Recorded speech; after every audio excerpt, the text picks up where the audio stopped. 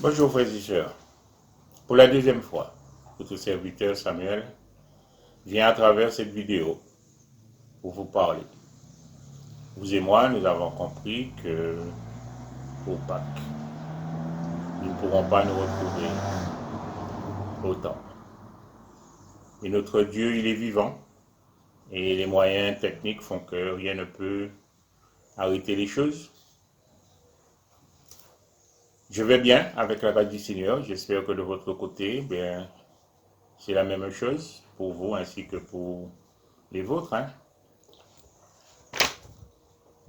Pâques, bien sûr, c'est un moment particulier dans la vie du chrétien, pour toutes les communautés. Mais pour la première fois, nous serons bien obligés de partager Pâques à distance. Le texte sur lequel je vais prêcher, c'est celui de 1 Corinthiens 5, verset 7. Et je veux faire donc cette lecture, un texte que nous connaissons: faites disparaître le vieux levain, afin que vous soyez une pâte nouvelle, puisque vous êtes sans levain. Car Christ, notre Pâque, a été immolé. J'ai donné simplement pour titre à ce message: Christ, la Pâque des chrétiens. Presque tous les textes bibliques qui parlent de Pâques se rapportent à la Pâque juive, qui est liée à la sortie des Israélites d'Égypte. Cette Pâque durait 7 jours, avec un rituel quotidien. Seuls les circoncis pouvaient la célébrer. Vous avez un texte de référence dans Exode, chapitre 12, et le verset 43. L'élément central de la Pâque est l'agneau pascal. Là encore, vous avez un texte de référence, Exode chapitre 12 et le verset 5e. Cet agneau pascal sera rôti et non vidé, ni cuit. Son sang versé et récupéré servira de protection contre l'ange de la mort. L'idée de partager l'agneau pascal avec d'autres personnes était conseillée. Le lien entre l'agneau pascal et le Christ est le suivant. L'agneau pascal sacrifié préfigurait le sacrifice de Jésus à la croix. Son sang versé accorde le pardon des péchés. S'il existe une similitude entre l'agneau pascal et Christ, il existe aussi des différences. Je veux simplement vous en citer quelques-unes. L'agneau pascal juif était prélevé du troupeau. Voilà, en quelque sorte, il était prélevé du troupeau. Christ est l'agneau divin offert par Dieu. L'agneau pascal juif nourrissait quelques personnes. Christ est l'agneau divin qui nourrit tous les hommes et toutes les femmes. Les avantages, sans passer par la circoncision de la chair, mais en ayant la circoncision de cœur, tout homme est apte à témoigner de la grandeur de Dieu, ce Dieu sauveur. Puisque l'institution, bien sûr, de la Pâque juive était non seulement de célébrer cette sortie d'Égypte, mais aussi de témoigner de la grandeur de Dieu, parce que Dieu avait exercé sur l'Égypte et sur les dieux de l'Égypte un jugement divin. Donc cette convocation annuelle, eh bien, consistait à, en quelque sorte, témoigner de cette grandeur de Dieu. Donc on voit bien que, sans passer, je me répète, eh bien, par la circoncision de la chair, mais si nous sommes circoncis de cœur, eh bien, nous pouvons témoigner de la grandeur de Dieu, ce Dieu sauveur. L'autographe vient accentuer la différence et les avantages révélés plus en avant. En effet, le mot Pâques, P-A-Q-U-E, est la Pâque juive. Et le mot Pâques, P-A-Q-U-E-S, a pour thème central la résurrection de Jésus. Le texte de circonstance que nous avons lu dans Corinthiens se place dans cette réalité. La résurrection de Jésus a ouvert tout le champ du possible pour le chrétien. Et je vais vous énumérer quelques bienfaits, quelques bénéfices. Il est certain, mettons-nous d'accord, que cette liste, elle n'est vraiment pas complète. Nous pouvons noter, par exemple, la réalité de l'Église universelle. Le Seigneur avait bien dit que les portes de l'enfer ne prévaudront point contre son Église. Eh bien, sa résurrection confirme la réalité de l'existence de l'Église universelle et aussi des églises locales, puisque les chrétiens sont disséminés sur la surface de la terre en des lieux précis. On peut noter aussi la victoire de la foi. Le gros problème que Jésus a rencontré de son temps, même chez les propres disciples, les 12, eh bien c'était justement la foi en lui. Je serais à la place de ces disciples que, sur le plan humain, j'aurais eu ce même comportement. C'était assez compliqué, assez difficile de croire que Jésus, à part les miracles qu'il faisait, pouvait faire quelque chose. En tout cas, il n'était pas venu pour mener un combat. Il n'est pas venu comme chef de guerre ou capitaine. En tout cas, ce n'était pas un soldat. Il était venu par contre pour révéler au monde qui était son Père. Donc il était dans une autre dimension. Et il a ouvert la foi aussi au peuple et à toute autre personne. Donc la résurrection de Jésus, c'est la victoire de la foi qui repose sur un vivant. Et oui, nous sommes contents de dire que Jésus est vivant parce que c'est la vérité. Nous pouvons noter aussi le recul significatif des forces des ténèbres. Puisque nous les chrétiens, nous sommes désormais la lumière du monde. Ensuite, le changement de statut. De pécheurs perdus que nous étions, eh bien nous devenons des pécheurs pardonnés.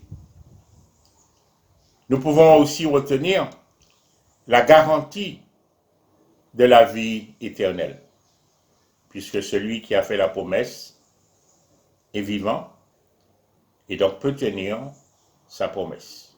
Donc nous avons, par la résurrection de Jésus, la garantie de la vie éternelle. Nous avons aussi la garantie immédiate d'une vie terrestre nouvelle, puisque désormais, le chrétien doit vivre au quotidien dans la sanctification. Nous voulons, et nous allons bénir Dieu le Père pour ce don si précieux.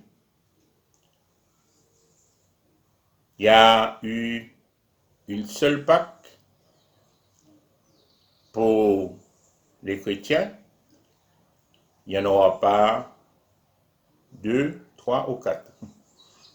Donc nous bénissons Dieu pour cet agneau, Jésus-Christ, qui s'est offert pour nous. Que Dieu nous bénisse.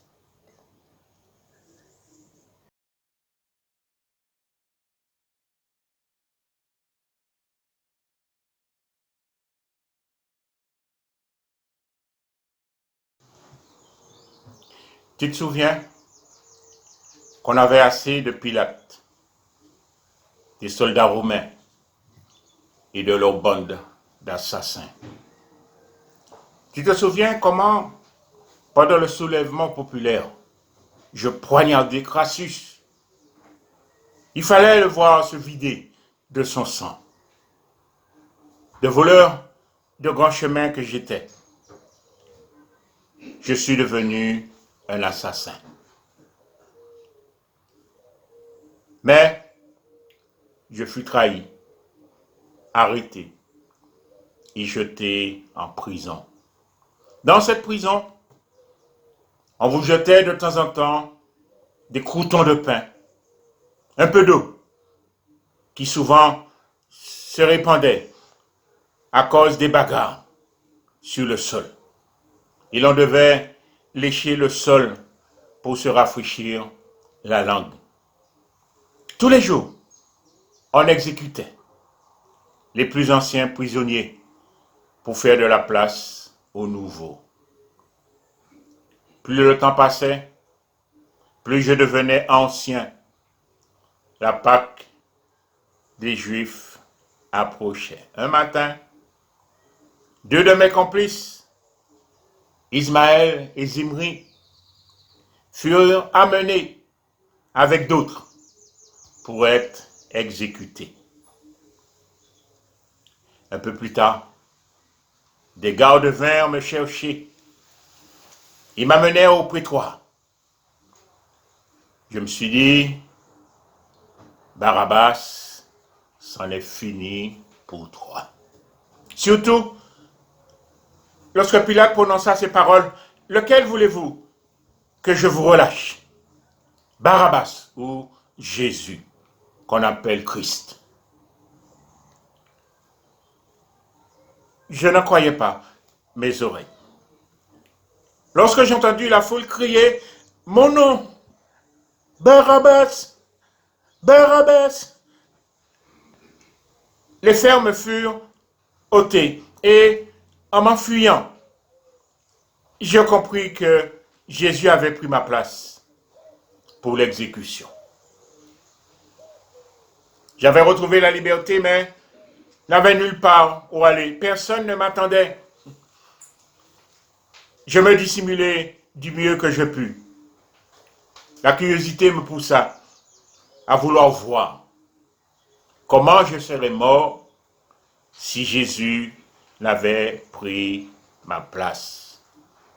Discrètement, je suivis la foule jusqu'au lieu du supplice. Et là, je l'ai vu. Moi, Barabbas. J'ai vu mes deux complices brigands, Ismaël et Zimri, crucifiés, et Jésus entre deux. C'est-à-dire que je regardais cette triste fin. Jésus tourna la tête dans ma direction, et nos yeux se sont croisés. Jamais, dans mon métier de brigand, le regard d'un homme, d'une femme, ne m'avait autant troublé. Dès ce moment-là, je fus convaincu que Jésus, sur cette croix, avait pris ma place. Ma curiosité satisfaite, je quittai cet endroit. Tu te souviens que les disciples de Jésus disaient qu'il est ressuscité, et même qu'il est monté au ciel. Donc, tout ce qu'on disait de lui était vrai. C'était lui le Messie, le Sauveur. Tu te souviens des rumeurs concernant Ismaël? à qui Jésus aurait dit, aujourd'hui, tu seras avec moi dans le paradis. Un jour, me rendant au temple pour faire un vœu, j'entendis ce chant des disciples de Jésus réunis sur le portique de Salomon. 3 croix furent dressées.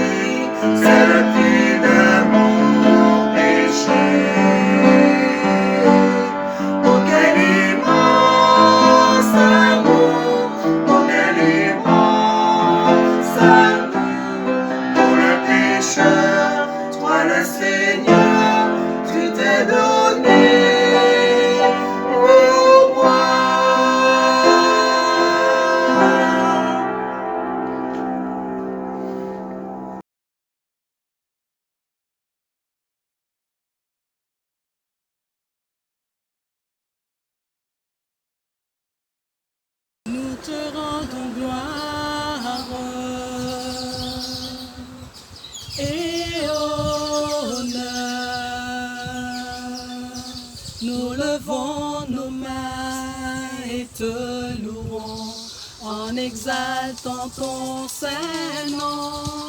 Nous te rendons gloire et honneur. Nous levons nos mains et te louons en exaltant ton saint nom. Car tu es grand, Seigneur, tu fais des miracles. Nul n'est comparable à toi. Nul n'est comparable à toi. Car tu es grand, Seigneur, tu fais des miracles. Nul n'est comparable à toi. Nul n'est comparable à toi. Nous te rendons gloire et honneur. Nous levons nos mains et te louons en exaltant ton saint nom. Nous te rendons gloire et honneur. Nous levons nos mains et te louons en exaltant ton saint nom. Car tu es grand, Seigneur, tu fais des miracles. Nul n'est comparable à toi. Nul n'est comparable à toi. Car tu es grand, Seigneur, tu fais des miracles. Nul n'est comparable à toi. Nul n'est comparable à toi. À nouveau je regarde à la croix où tu es mort. Je suis humilié, brisé par ta miséricorde. À nouveau, merci. À nouveau, je répands ma vie. Aujourd'hui, tu règnes dans les lieux très hauts, où tu vois mon roi, je m'inclinerai. À présent, émerveillé par ton salut, oui, mon cœur t'exalte à nouveau. Mon cœur t'exalte à nouveau.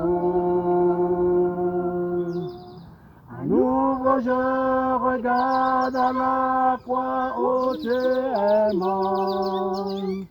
Je suis humilié, brisé par ta miséricorde. À nouveau, merci. À nouveau, je répands ma vie. À nouveau, merci. À nouveau, je répands ma vie. Merci pour la croix. Merci pour la croix. Merci pour la croix, Jésus. Merci pour la croix. Merci pour la croix. Merci pour la croix, Jésus.